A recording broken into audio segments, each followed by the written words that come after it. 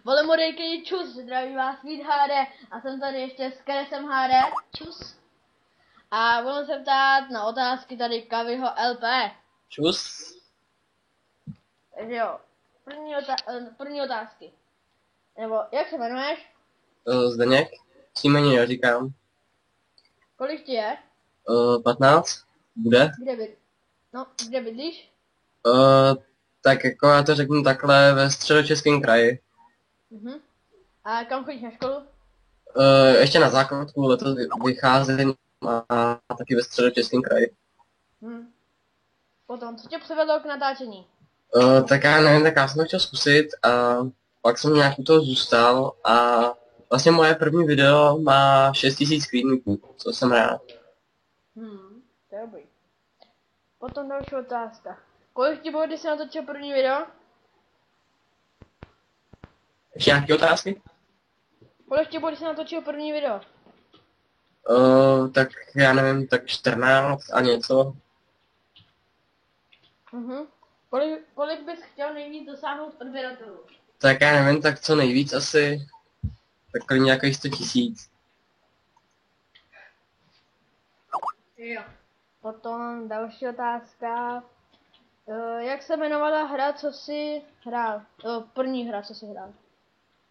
Tak já nevím, tak já jsem hrál hodně her na počítači, jsem byl malý, ale asi, já nevím, tyjo. Asi, jestli si znal, nebo jestli znáš Huga. To je taková blbost strašná, ale když jsem byl malý, tak jsem to hrál. Jo. Potom, kdo je tvůj vzor na YouTube? Tak určitě Gogoman TV, neboli Gogo, Minecraft, Pedro, Nejfake a ty. No a to asi všechno. Jo, a potom ještě teda poslední otázka. Jak se jmenovala první hra, co jsi natočil? Tak já natočil první video vlastně na starý kanál, to bylo z Need for Speedech, vlastně bylo to s kámošem, ale to jsem pak smazal jsem její účet a udělal jsem si nový účet a tam jsem natočil jako první hru Minecraft.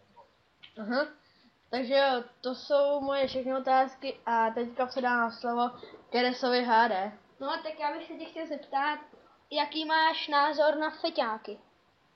Feťáky, tak já nevím, tak jako je to každýho věc, když neohrožujou člověka, tak ať si fetujou, ale podle mě to samý sračky ty fety.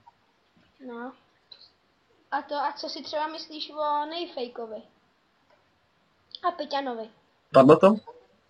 No, jestli ho znáš jako jestli ho znáš, co si jako o nich myslíš, jestli znáš Peťana nebo Nejfejka?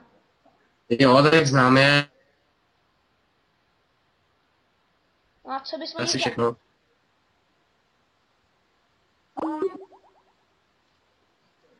No a tak přijdeme k další otázce.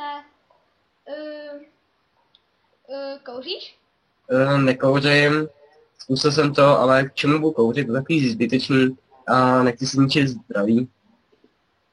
Vždyť jo, přesně, utrácíš hlavně prachy za to a takový. No, to si přesně tak, to si radši koupím nějakou věc, která mi, kterou budu mít jako na díl. Třeba jsem si koupil motorku nebo 4kolku. No. A co máš třeba za koníčky? Tak koníčky. Chodím k hasičům. Jsem tam už 5 let a pak ještě počítač, točení a kámoše asi. No. A ještě jedna otázka.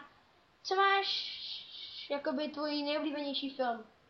Můj nejoblíbenější film, no, tak to bude asi víc, ale asi nejvíc, já nevím, je to pěkně starý film, ale je to Jurský park. Jo, to znám taky. To je prostě na tu dobu, kdy to bylo točený, tak je to super graficky udělaný. To ano. A to, jaká je tvoje nejoblíbenější hra? Tak jako já mám víc her oblíbených, ale tak jako asi nejoblíbenější, já nevím.